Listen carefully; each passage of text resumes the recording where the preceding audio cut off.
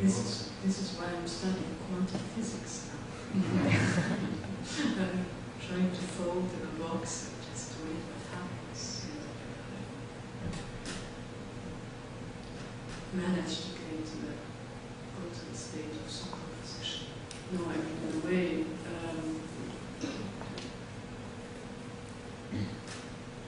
it's too stupid. I'm not going to say it, but of course, I should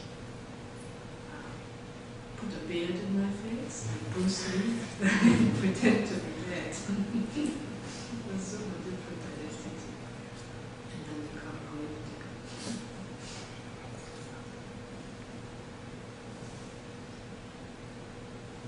I would like to ask you about the research process, especially in relation to something that is familiar to us, is the fact that how you do research in Valencia, in the graves of the civil war, how you end up being there, or in Madrid. I mean, I realized in Madrid, in Valencia. I think would you like to tell us a little bit the way you went up? It was very simple. I wrote an email. I said, yes, come. You sent an email? Of course, yeah. I sent an email to a person called Emilio Silva, who is the head of these associations for memory, describing these other cases and saying that I wanted to learn something about how this whole process was being made in their case, because they were faced, of course, with the situations in which graves couldn't be open for 70 years, or let's put it that way. It's only very recent that these exhumations happened. Before it was actually a similar situation in the sense that many people knew where they were, but nobody talked about it. So the whole process of trying to construct a model of making it possible, even without state support, because it's mainly done, it's funded very marginally by the state, but mainly it's volunteer work from the side of the relatives, but also from the scientists participating. So in that sense, it was a very interesting case study. And it really relates to what is happening now in Turkey. It's a situation which is quite close to what the people have described to us here, what happened here in the 70s. Like people went to the cemeteries and dug up bones and put them in plastic bags and just reburied them without caring about juridical process or scientific investigation. They just wanted to have to bury the relatives. And in fact, this is the situation in Turkey. So in a way, the model of the person I have told you about, Hüsnü, who went on a hunger strike, he's trying to find another model to deal with this situation. But this is one of the reasons I went there.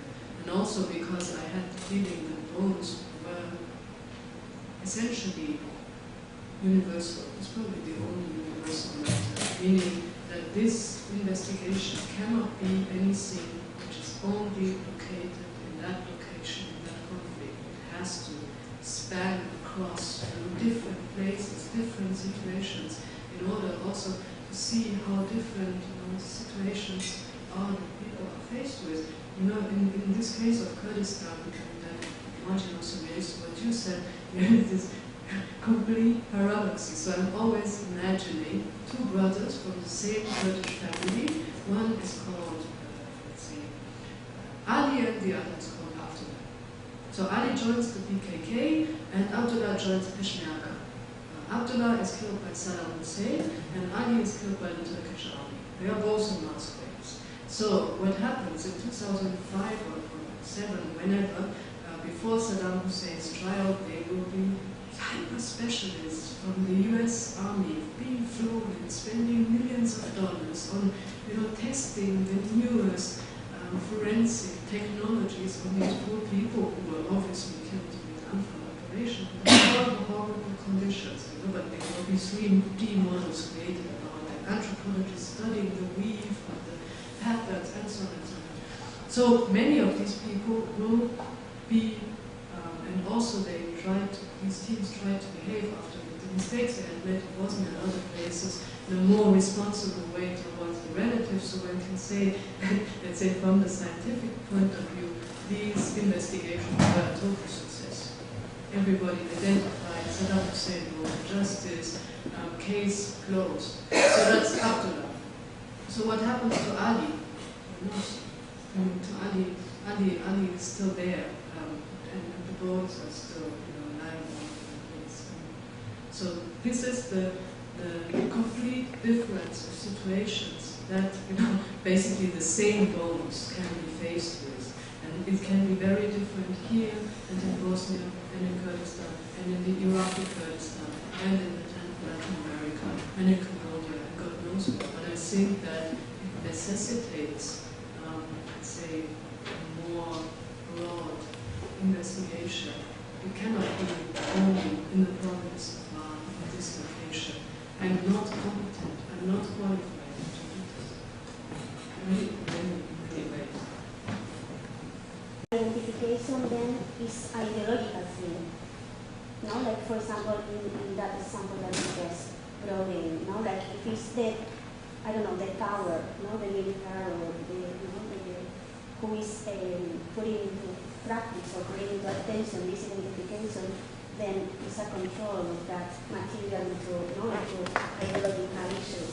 But if that identification, of course, is like promoted by the family or by the relatives, that's kind of like a different level in a way, But of course, then this family will never go through so far because they don't have the technology, they don't have the knowledge, they don't have the ability to. I'm not trying to deny this. Absolutely not. There's a variety of ways of dealing with the situation. Of course, I think the way the initial impulse of everybody who misses somebody is to try to find this person or know what happened.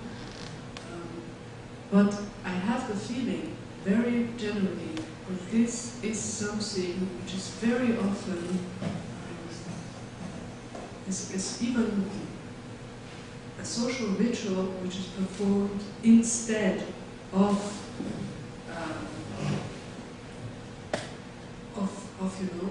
ending impunity. It's something which is being performed instead of that. So it's a situation of restoring in a way social balance or whatever, or reconciliation, creating reconciliation, but at the same time dismissing the question of justice. And justice is maybe not even the most important thing. The interesting thing is that the situation created by these murders and this genocide has been inscribed so strongly into the class structure of the society, and that's the case in many, many places. So, and this is not being changed by a name being given to the skull, not at all.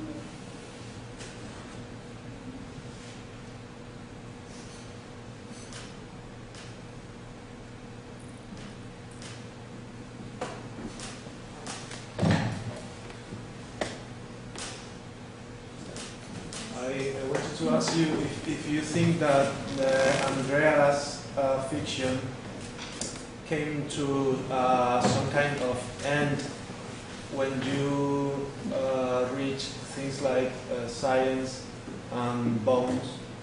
Because when I saw the November for the first time, I thought that there were still some possibilities to Andrea as a myth or as a fiction to keep alive.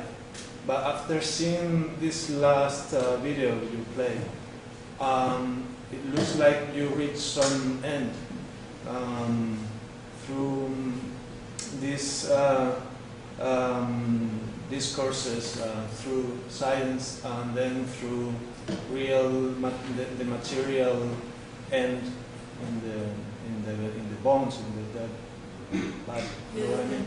That's in a way the possibility. I think the people are. Possibility is to just end it, say, okay, identified case is solved, now we close it. It's not what I think makes any sense in that case. That case should be kept open by any means. I mean, even if that one is resolved.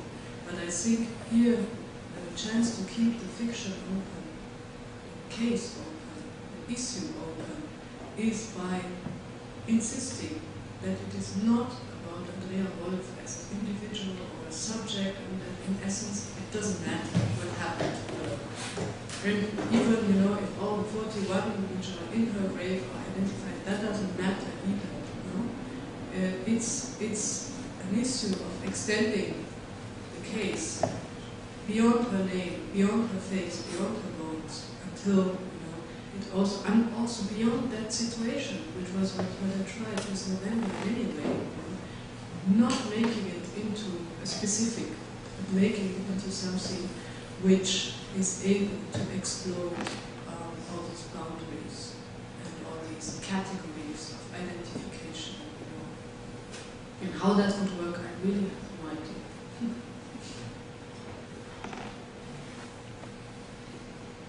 I'm thinking of the other work of yours, biography of an object. I attended this lecture that you gave earlier this year in Barcelona, at the Elaine. Yes, of course. And I really like the definition that you gave at the time, I think. Just remember now that of what an object is or what things are. And you said something like that an object is a condensation of social forces. And if I remember right, you said that the question behind that work was that it was an unsolved question for you. It was how to sort of reverse that process, how to release those social forces. Mm-hmm. And I'm not sure if the question is still the same here. If you're trying to. The way it's exactly the same, because this people being bones or being made into bones is to make them exactly into things, into that matter. And that matter condenses, of course, its own conditions of production like any object, but also more than that.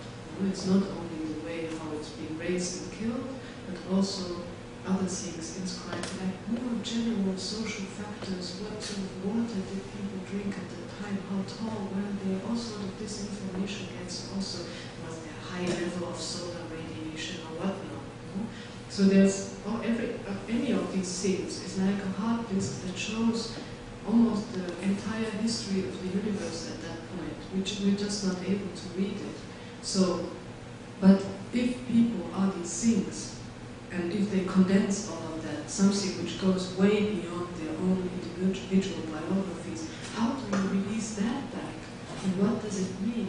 And this is also why I'm fascinated, even though it's heartbreaking and horrible, of the people being mixed up, not only the master poem, anyway, with the objects, on an equal level of coins and watches and all of that becoming part of the same constellation, of the same composition, of the same ensemble environment, and there is no more hierarchy between all of them. They are that mess, not a mass, mess. And there's something, it gets more and more gloomy. I started affirming people being things, now I start affirming people bones being mixed up with coins. It doesn't sound a lot of fun, but I'm sure if I just push it a little bit more, it will revert again.